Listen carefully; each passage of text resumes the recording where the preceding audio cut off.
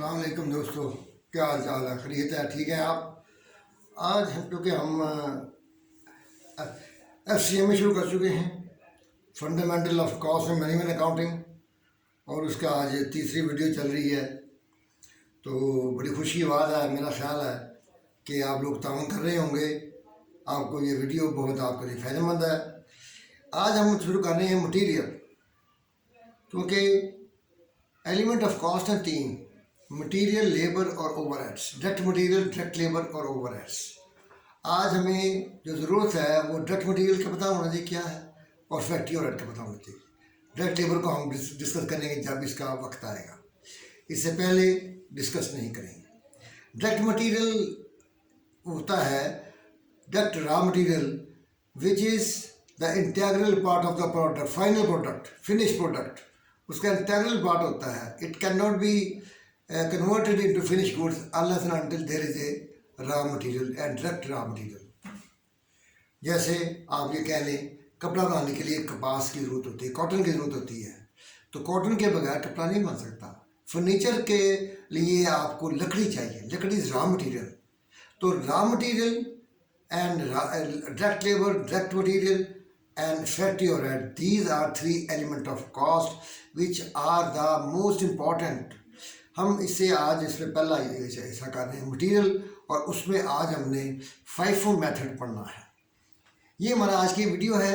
इसके बाद इसमें दूसरी बात यह है कि आप इसे FFA में पढ़ चुके हैं मर्चेंडाइज इन्वेंट्री के हवाले से। फ़र्क सिर्फ ये है कि मर्चेंडाइज इन्वेंट्री जो है वो हम परचेज करते हैं, ओपनिंग इन्वेंट्री भी होती है, और उसके बाद सेल करते हैं, और बाकी जो बैलेंस बचता है वो एंडिंग इन्वेंट्री होती है परपेचुअल एंट्री सिस्टम में। मटेरियल को हम क्या करते हैं, मटेरियल को हम इशू करते हैं फॉर प्रोडक्शन। तो इसलिए यहाँ पे हम मटेरियल कर रहे हैं तो मेथड FIFO ही है, वही मेथड है, कोई फ़र्क नहीं। फ़र्क सिर्फ ये है कि यहाँ पे ओपनिंग इन्वेंट्री भी होगी और परचेजेज भी होगी, लेकिन सेल के बजाय issue of material to production होगा, और जो बाकी बच जाएगा वो आएगा ending inventory of raw material. वहाँ पे जो कॉस्ट आती थी सेल की, वो कॉस्ट ऑफ सेल होती थी। यहाँ पे वो कॉस्ट होगी कॉस्ट ऑफ मटीरियल कंज्यूम्ड। ठीक है जी, अभी आपके सामने ये मसला आएगा।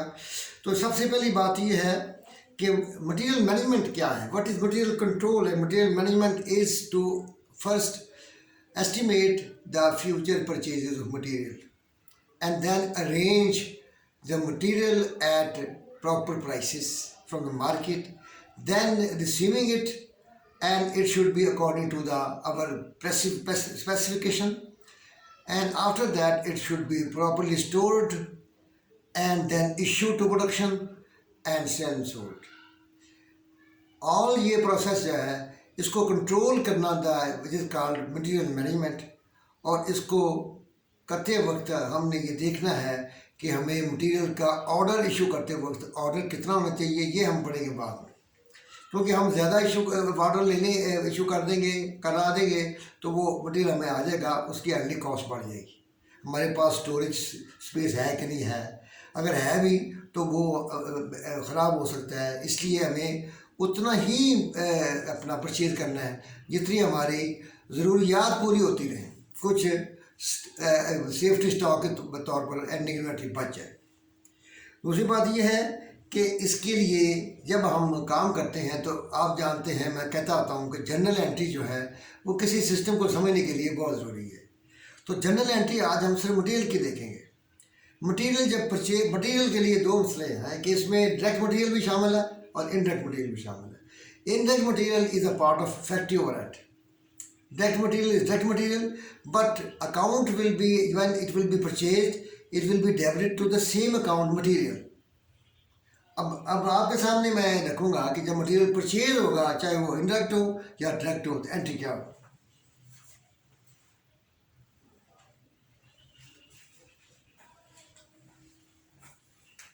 एंट्री होगी जनाब material to accounts payable, purchase of material,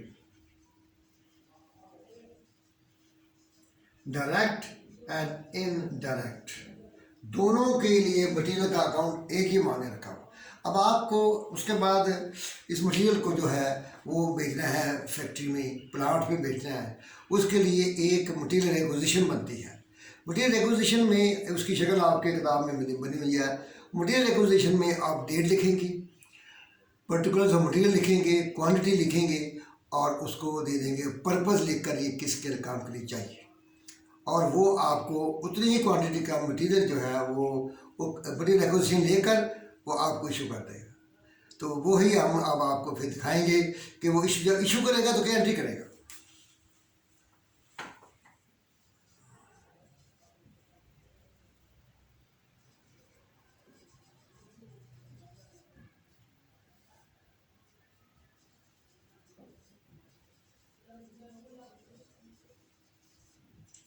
direct material जब इशू होगा तो WIP वर्क इन प्रोसेस, यानी कि जब तक वो काम मुकम्मल ना होगा वो WIP में पड़ा रहेगा। जब मुकम्मल हो जाएगा फिनिश गुड्स में चले जाएगा, वो हम बाद में देखेंगे। अभी हमसे मटेरियल के पॉइंट ऑफ व्यू देखें, जब मटेरियल डायरेक्ट मटेरियल इशू होगा तो WIP टू अकाउंट मटेरियल, ठीक है। और उसके बाद इसको अगर ये इनडायरेक्ट मटेरियल है तो फिर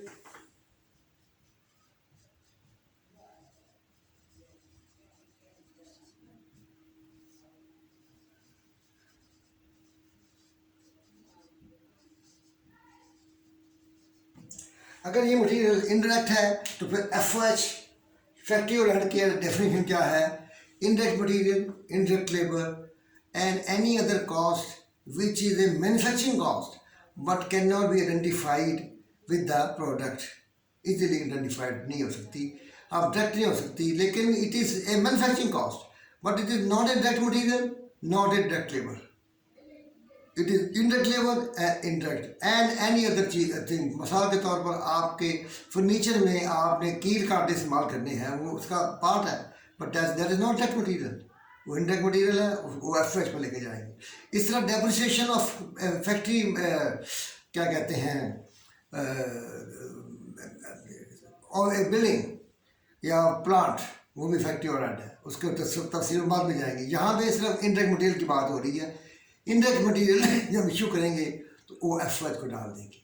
तो ये हमारा मटेरियल की हद तक हमारी एंट्री यहाँ तक रहेगी कि मटेरियल इशू होगा, परचेज करेंगे, इशू करेंगे और दोनों को अलग अलग करके हम इसको इशू कर देते हैं। उसके बाद बात यह है, मटेरियल लेजर कार्ड हमने बनाया। मटेरियल लेजर कार्ड ये इसलिए बनाया है कि अब हम आते हैं इसकी वैल्यूएशन की तरफ। Valuation of ending inventory, valuation of material used, इसकी वैल्यूएशन कैसी होगी? इसके लिए 3 तरीके हैं जो कि आप पढ़ चुके हैं फॉर मर्चेंडाइज इन्वेंट्री, वो है FIFO, LIFO और एवरेज। हम आज FIFO को डिस्कस करेंगे और उसके लिए मैंने जो क्वेश्चन आपके लिए चुना है वो एक बड़ा कंप्रेहेंसिव क्वेश्चन है, और वो आपकी बुक जो है 7th एडिशन उसका चैप्टर नंबर 12 का तीसरा क्वेश्चन है। इसका लिंक मैं आपको दे दूंगा। तो इसके मुताबिक हमने ये सवाल जो है, सबसे पहले ओपनिंग इन्वेंट्री वाली है 400। ओपनिंग इन्वेंट्री 400 यूनिट, 1 पे 40 पैसे के हिसाब से 560, ठीक है जी। इसके बाद हमने ये जो आ रहा है रिसीट का मतलब ये है कि ये परचेजेज है, तो 500 परचेज हुई है, ये इस रेट से हम इसको, क्योंकि जो परचेज है वो हमारे स्टॉक को, एंडिंग बैलेंस को इंक्रीज करती है, हमारे बैलेंस को इंक्रीज करती है, हमने इसमें डायरेक्ट इंक्रीज कर दिया। उसके बाद 200 और ये होना चाहिए इन क्रोनोलॉजिकल ऑर्डर, यानी कि डेट वाइज। उसके बाद हमारे 200 आए और 200 या जब ये इशू आए तो हमने लाइन लगा देनी है। अब आपका FIFO जो सिस्टम है, फर्स्ट इन फर्स्ट आउट, यहाँ से शुरू होगा, यहाँ पे ख़त्म होगा। हमें लाइन लगाने का मकसद ये है कि हमें क्लियर हो जाए कि इसके बाद, क्योंकि जब इशू आए उससे पहले सारी परचेज आपने या बैलेंसेज आपने उसको लाइन मार देनी है ताकि गलती ना हो। अब वो कहते हैं जी हमने कितने इशू कराए हैं, हमने इशू कराए हैं जी 15 तारीख को 600 इशू कराए। तो हमने पहले देखा 400 यहाँ से लिया, उसी रेट को लिया, 500 में से 200 ले लिया, तो ये आ गया जी, ये रेट लिया। अब 500 में से 300 बच गया है, वो ये है। और उसके बाद यहाँ तक हमारा सवाल मुकम्मल हो गया। 300 1 रुपये 31 के हिसाब से ये हमारे पास है। उसके बाद आगे 700 आपने जो है मज़ीद ये 200 एज इट इज़ आ जाएगा, क्योंकि 200 इसमें से 300 गया, 200 एज इट इज़ आ जाएगा। 700 आपने परचेज़ किया, वो भी ऐड कर देगा इसको। इसके बाद आपने इशू किया 27 को 500 जी, 500 आपने कैसे लेना है, यहाँ से शुरू करना है। 300 ले लिया 1 रुपये 31 के हिसाब से, 200 लिया और 124 के हिसाब से। अब 700 बच गया है, 700 1 रुपये 23 ये हमारी एंडिंग इन्वेंट्री है। तो ये एंडिंग इन्वेंट्री जब आ गई है अब हम इसको प्रूव करते हैं कि हमारा ये जो सिस्टम से आपको बनाया हुआ है ये ठीक है या नहीं है। ये एंट्री मैं आपको बता चुका हूँ, अब इसकी एंट्री की ज़रूरत नहीं है। अब आप बनाते हैं मटेरियल कंज्यूम का opening balance. Material opening balance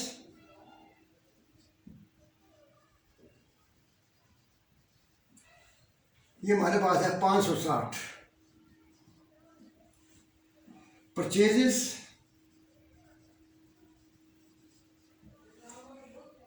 1764। ये हम जमा करें अगर 560 और 1764 ये आता है 2324। Material available for use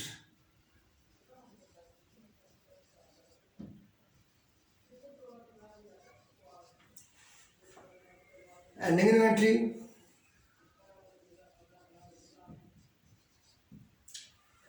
861 minus 861 1463 ये आएगा। Material consumed